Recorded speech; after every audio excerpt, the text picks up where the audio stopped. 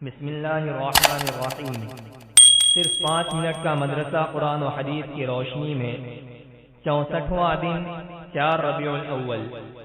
Number 1، اسلامی تاریخ۔ حضرت عیسیٰ علیہ السلام کی پیدائش۔ قرآن میں اللہ تعالیٰ نے حضرت عیسیٰ علیہ السلام کے ناموں کا ذکر مختلف اعتبار سے 59 مرتبہ کیا ہے۔ ان کی پیدائش اللہ تعالیٰ کی قدرت کی ایک بہت بڑی نشانی ہے۔ ایک دن حضرت مریم علیہ السلام کسی ضرورت کی وجہ سے بیت المقدس کی مشرقی جانب گئی ہوئی تھی کہ اچانک ایک فرشتے نے یہ خوشخبری دی کہ اللہ تعالیٰ تم کو ایک بیٹا عطا فرمائے گا جس کا نام عیسیٰ ابن مریم ہوگا۔ حضرت مریم علیہ السلام نے کہا، میری تو شادی بھی نہیں ہوئی، لڑکا کیسے ہوگا؟ فرشتے نے کہا، اللہ کا فیصلہ ایسا ہی ہے اور یہ اللہ کے لیے آسان ہے۔ پھر ایسا ہی ہوا کہ حضرت عیسیٰ علیہ السلام اللہ کے حکم سے بغیر باپ کے پیدا ہوئے۔ جب لوگوں نے دیکھا تو بہت تعجب کیا اور کہا، مریم تم نے یہ کتنا بڑا گناہ کیا ہے؟ حضرت مریم علیہ السلام نے کوئی جواب نہیں دیا بلکہ بچے کی طرف اشارہ کر دیا اور بچہ بول پڑا، میں اللہ کا بندہ ہوں، اس نے مجھے کتاب دی ہے اور نبی بنایا ہے، میں جہاں کہیں بھی رہوں خدا نے مجھے بابرکت بنایا ہے اور آخری دم تک اللہ نے مجھے نماز پڑھنے اور زکوٰۃ ادا کرنے کا حکم دیا ہے اور اپنی ماں کا فرما بردار بنایا ہے۔ میری پیدائش، میری وفات اور پھر دوبارہ زندہ ہونا میرے لیے خیر و برکت اور سلامتی کا ذریعہ ہے۔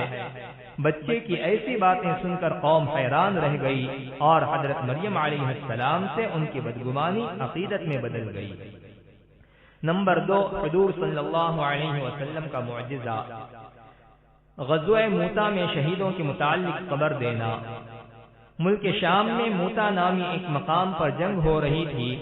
حضرت انس رضی اللہ عنہ فرماتے ہیں کہ رسول اللہ صلی اللہ علیہ وسلم نے مدینہ میں رہتے ہوئے یکے بعد دیگر 3 صحابی رضی اللہ عنہم کے موتا میں شہید ہونے کی خبر دی، جبکہ وہاں سے ابھی تک کوئی خبر نہیں آئی تھی، اور پھر فرمایا ان کے بعد جھنڈا اللہ کی تلوار نے اٹھایا اور اللہ نے ان کے ہاتھوں مسلمانوں کو دشمنوں پر فتح نصیب فرمائی۔ فائدہ، اللہ کی تلوار سے مراد حضرت خالد بن ولید رضی اللہ عنہ ہیں، ان کو یہ لقب آپ صلی اللہ علیہ وسلم نے دیا تھا۔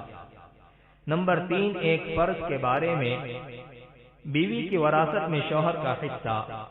قرآن میں اللہ تعالیٰ فرماتا ہے، تمہارے لیے تمہاری بیویوں کے چھوڑے ہوئے مال میں سے آدھا حصہ ہے جبکہ ان کی کوئی اولاد نہ ہو، اور اگر ان کی اولاد ہو تو تمہاری بیویوں کے چھوڑے ہوئے مال میں تمہارے لیے 1/4 حصہ ہے۔ تمہیں یہ حصہ ان کی وصیت اور قرض ادا کرنے کے بعد ملے گا۔ نمبر 4، ایک سنت کے بارے میں، مصیبت سے نجات کی دعا۔ جب کوئی مصیبت یا آزمائش میں پڑ جائے تو اس دعا کو زیادہ سے زیادہ پڑھے، لا الہ الا انت سبحانک انی کنت من الظالمین۔ ترجمہ، الہی آپ کے سوا کوئی عبادت کے لائق نہیں، آپ تمام عیبوں سے پاک ہیں، بے شک میں ہی قصوروار ہوں۔ نمبر 5، ایک اہم عمل کی فضیلت۔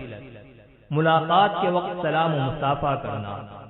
رسول اللہ صلی اللہ علیہ وسلم نے فرمایا، جب 2 مسلمان ملاقات کے وقت مصافحہ کرتے ہیں اور اللہ تعالیٰ کی تعریف کرتے ہیں اور اللہ تعالیٰ سے مغفرت طلب کرتے ہیں، یعنی مصافحے کے وقت یغفر اللہ لنا ولکم اور مزاج پرسی کے وقت الحمدللہ کہتے ہیں تو ان کی مغفرت کر دی جاتی ہے۔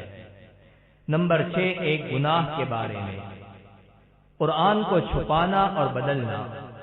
قرآن میں اللہ تعالیٰ فرماتا ہے، جو لوگ اللہ تعالیٰ کی کتاب کے احکام کو چھپا کر دنیاوی مال و دولت حاصل کرتے ہیں، وہ لوگ اپنے پیٹوں میں آگ بھر رہے ہیں۔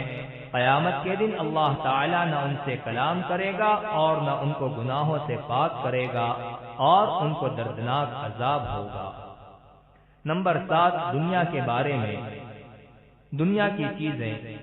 قرآن میں اللہ تعالیٰ فرماتا ہے، تم لوگوں کو جو کچھ دیا گیا ہے وہ صرف دنیاوی زندگی میں برتنے کا سامان ہے، اور جو کچھ اجر و ثواب اللہ کے پاس ہے وہ اس دنیا سے کہیں زیادہ بہتر اور باقی رہنے والا ہے، جو صرف مؤمنین اور اپنے رب پر بھروسہ رکھنے والوں کے لیے ہے۔ نمبر 8 آخرت کے بارے میں دوزخ کی گہرائی۔ رسول اللہ صلی اللہ علیہ وسلم نے فرمایا، ایک پتھر کو جہنم کے کنارے سے پھینکا گیا، وہ 70 سال تک اس میں گرتا رہا مگر اس کی گہرائی تک نہیں پہنچ سکا۔ نمبر 9 طب نبوی سے علاج، بڑی بیماریوں سے حفاظت۔ رسول اللہ صلی اللہ علیہ وسلم نے فرمایا، جو شخص ہر مہینے 3 دن صبح کے وقت شہد چاٹے گا تو اسے کوئی بڑی بیماری نہیں ہوگی۔ نمبر 10 نبی صلی اللہ علیہ وسلم کی نصیحت۔ رسول اللہ صلی اللہ علیہ وسلم نے فرمایا، جب تم میں سے کسی کو چھینک آئے اور الحمدللہ کہے تو تم اس کے لیے یرحمک اللہ کہو، اور اگر وہ الحمدللہ نہ کہے تو تم یرحمک اللہ نہ کہو۔